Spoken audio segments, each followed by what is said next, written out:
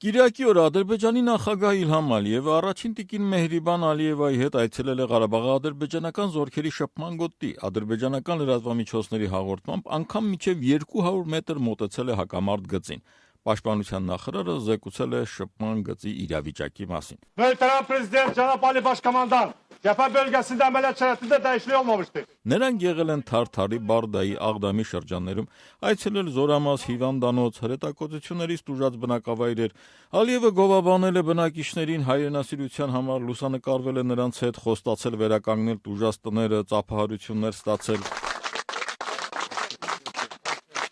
Ինչ է ասել Ալիևը։ Պետական ազերթաջ գործակալության փոխանցմամբ ապրիլի սկզբի 4-օրյա պատերազմի համար նա մեղադրել է հայկական կողմին, ասելով, որ ադրբեջանական բանակը արժանի հակահարված է տվել հայկական սադրանքին։ Ըստ նրա, միջազգային հանրությունը հենց ուժեղացնում է ճնշումները Հայաստանի վրա, երբ բանակցային փուլում առաջընթացը սկսել է շոշափելի դառնալ, Հայաստանը դիմել է սադրանքների բանակցություններից խուսափելու նպատակով։ Ալիևը հայտարարել է, թե Ադրբեջանը երբեք չի հաշտվի ստեղծված իրավիճակի հետ, հայտարարել է, որ շփման գծում առավելությունը ադրբեջանական կողմինն է, իրենց մարտական դիրքերը ավելի են ամրապնդվել։